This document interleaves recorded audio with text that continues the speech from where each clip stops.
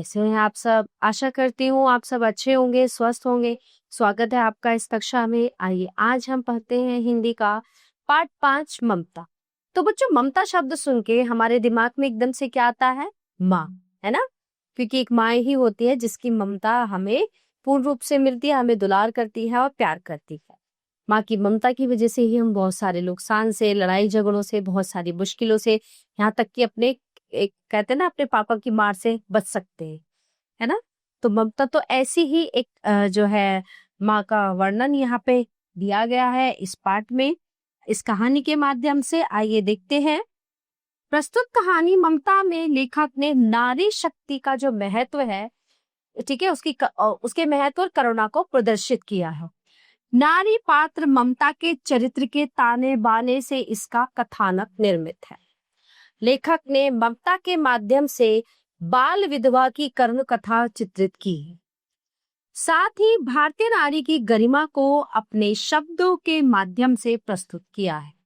महल में रहने वाली नारी को जब गरीबी का जीवन व्यतीत करना पड़ता है, तब भी वो अपने मानव मूल्यों को नहीं भूलती और ना ही अपने आत्मसम्मान को खोती है। तो आइए जानते हैं कि ममता ने अपने जीवन में किस प्रकार गरिमा और मूल्यों को बनाए रखा, है ना? ममता मतलब नारी शक्ति। ममता शब्द से ही नारी शक्ति, माँ, और यहाँ पे एक स्त्री है ममता, उसके बारे में बात हुई। रोहतास दुर्ग के प्रकोष्ठ में बैठी हुई युवती ममता शोण के तीक्ष्ण गंभीर प्रभाव को देख रही है। ठीक है, ममता विधवा थी, उसका यौवन शोण के समान ही उमड़ रहा था। मन में वेदना, मस्तक में आंधी, आंखों में पानी की बरसात लिए वो सुख के कंटक शयन में विकल थी। फिर उसके लिए कुछ अभाव होना असंभव था, यानी कि वो रोती हुई जो है अपना जीवन व्यतीत कर रही थी। परंतु वो विधवा थी।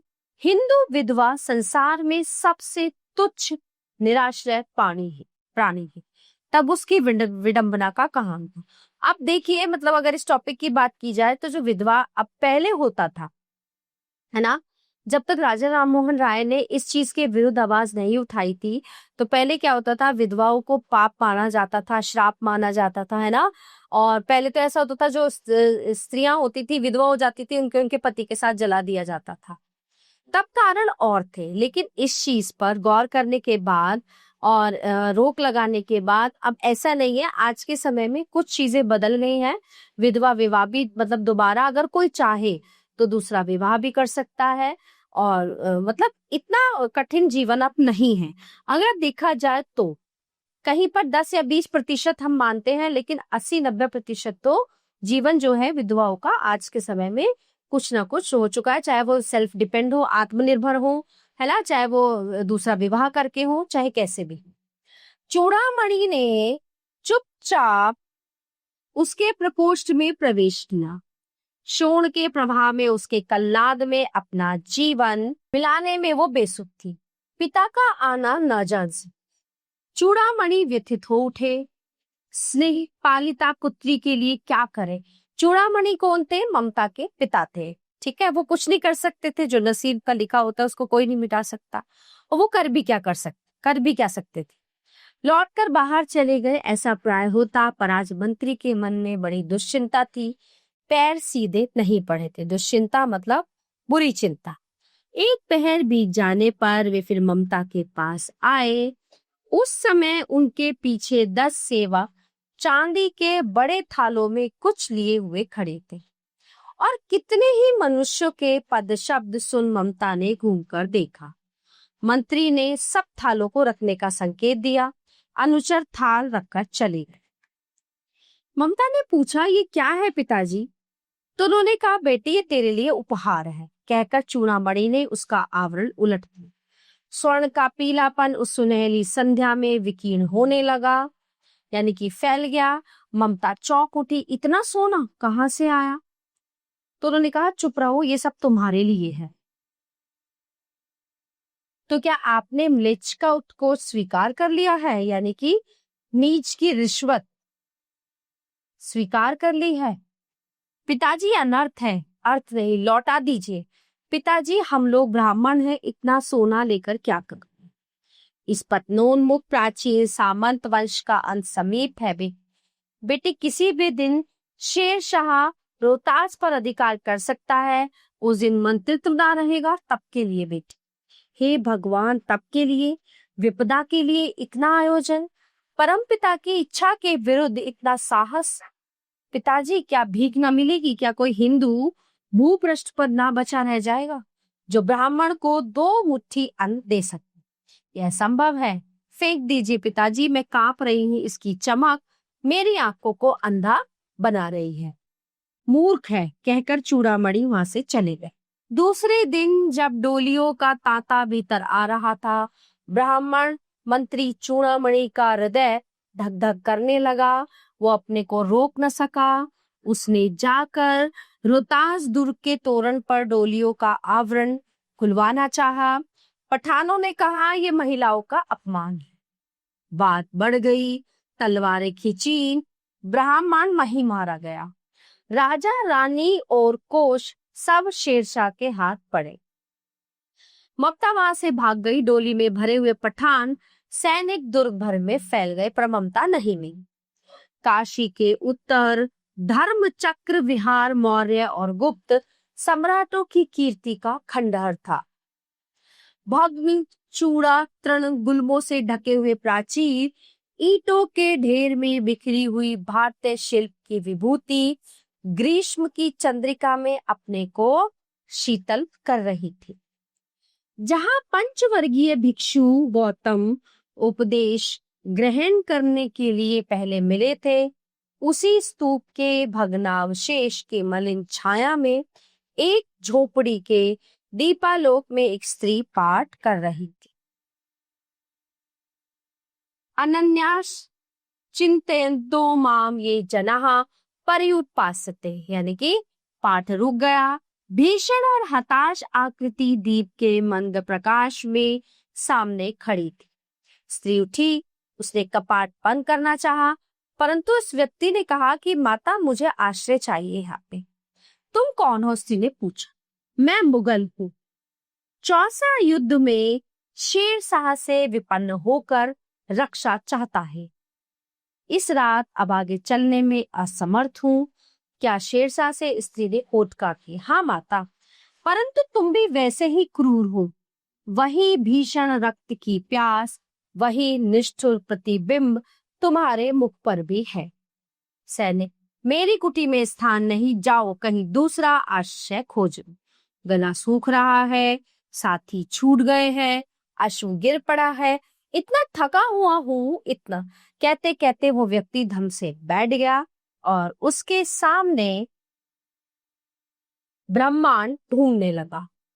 स्त्री ने सोचा कि विपत्ति कहाँ से आई। उसने जल दिया, मुगल के प्राणों की रक्षा हुई। वो सोचने लगी, सब विधर्मी दया के पात्र ही। मेरे पिता का वध करने वाले आतताई घृणा से उसका मन विरक्त हो गया। स्वस्थ होकर मुगल ने कहा, माता तो फिर मैं चला जाऊं? स्त्री विचार कर रही थी, मैं ब्राह्मणी हूँ, मुझे तो अपने धर्म अतिथि देव की उपासना का पालन करना चाहिए, परंतु यहाँ नहीं। सब विधर्मी दया के पात्र नहीं, परंतु यह दया तो नहीं, कर्तव्य करना है तब। मुगल अपनी तलवार टेक कर उठ खड़ा हुआ। ममता ने कहा, क्या आश्चर्य है कि तुम भी छल पर। ठहरो, छल नहीं तब नहीं स्त्री, जाता हूँ। तैमूर का वंशधर स्त्री से छल करेगा, जाता हूँ, भाग्य का खेल। ममता ने मन में कहा, यहाँ कौन दुर्ग है, यहाँ झोपड़ी न, जो चाहे ले लो, मुझे तो अपना कर्तव्य करना पड़ेगा। वो बाहर चली गई, आई और मुगल से बोली, जाओ भीतर, थके हुए भयभीत पथिक, तुम चाहे कोई भी हो, मैं तुम्हें आश्रय देती हूँ। मैं ब्राह्मणी उगारी हूँ, सब अपना धर्म छोड़ दे। तो क्या मैं भी छोड़ दूं? मैं भी क्यों छोड़ दूं? मुगल ने चंद्रमा के मंद प्रकाश में वो महिमा में मुखमंडल देखा, यानी कि उसका चेहरा जो है चंद्रमा की जो धीमी रोशनी होती है उसमें देखा। उसने मन ही मन नमस्कार किया। ममता पास की टूटी हुई दीवारों में चली गई। भीतर थके पथिक ने झोपड़ी में विश्राम किया, मतलब वो बाहर आ गई तो फिर उसने अंदर जाके उसमें विश्राम की। प्रभात में खंडर की संधि से ममता ने देखा सैकड़ों अश्वारोही उस प्रांत में घूम रहे हैं। ठीक है, वह अपनी मूकता पर अपने को कोसने लगी। अब वो झोपड़ी से निकलकर उस पथिक ने कहा, मिर्जा, मैं यहाँ हूं। शब्द सुनते ही प्रसन्नता की चीत्कार ध्वनि से वो प्राण गूंज उठा। ममता जो है वो बहुत डर गई। तो पथिक ने कहा, वो स्त्री कहाँ है, उसे खोज निकालो। मतलब वो उसे ढूंढने आए थे। ममता छिपने के लिए अधिक सचेष्ट हुई। वो मृग दाव में चली गई। दिन भर उसमें से न निकली। संध्या में जब उन लोगों के जाने का उपक्रम, मतलब शाम को जब वो लोग जाने लगे, तो ममता ने सुना तो पथिक जो थे वो घोड़े पर सवार होते हुए कह रहा है, मिर्जा, उस स्त्री को मैं कुछ न दे सका, उसका घर बनवा देना, क्योंकि मैंने विपत्ति में यहाँ विश्राम पाया था। ये स्थान भूलना मत। और उसके बाद वो वहां से चले गए। चौसा के मुगल पठान युद्ध को बहुत दिन बीत गए। ममता अब 70 वर्ष की वृद्धा है। वो अपनी झोपड़ी में एक दिन पड़ी थी। शीतकाल की सुबह थी। उसका जीर्ण कंकाल खांसी से गूंज रहा था। ममता की सेवा के लिए गांव की 2-3 स्त्रियां उसे घेर कर बैठी, क्योंकि वो आजीवन सबके दुख सुख दुख की सहभागिनी रही, यानी कि सबके सुख दुख में वो काम आती थी। ममता ने जल पीना चाहा। एक स्त्री ने सीपी से जल पिलाया। सहसा एक अश्वरोही यानी कि घुड़सवार उसी झोपड़ी के द्वार पर दिखाई पड़ा। वो अपनी धुन में कहने लगा, मिर्जा ने जो चित्र बना दिया है वो तो इसी जगह का होना चाहिए। वो बुढ़िया मर गई होगी। अब किससे पूछूं कि एक दिन शहंशाह हुमायूं के छप्पर के नीचे बैठे थे। ये घटना भी तो 47 वर्ष से ऊपर की हुई, यानी कि जो उसकी झोपड़ी में शरण लेने आया था वो था हुमायूं।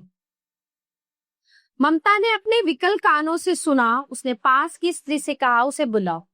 अश्वरोही पास आया। ममता ने रुक रुक कर कहा, मैं नहीं जानती कि वो शहंशाह था या साधारण मुगल, पर एक दिन इसी झोपड़ी के नीचे वो रहा। मैंने सुना था कि वो मेरा घर बनवाने की आज्ञा दे चुका। मैं आजीवन अपनी झोपड़ी खुदवाने के डर से भयभीत ही थी। भगवान ने सुन लिया है। मैं आज उसे छोड़ जाती। अब तुम इसका मकान बनाओ या महल, मैं अपने चिर विश्राम गृह में जाती। वहां एक अष्टकोण मंदिर बना और उस पर शिलालेख लगाया गया। अष्टकोण मतलब 8 कोनों वाला। 7 देश के नरेश हुमायूं ने एक दिन वहां विश्राम किया था। उनके पुत्र अकबर ने उनकी स्मृति में या गगनचुंबी मंदिर बनाए, पर उसमें ममता का कहीं भी नाम नहीं था। प्यारे बच्चों, ये पाठ यहीं समाप्त होता है। मिलते हैं अगली कक्षा में। धन्यवाद।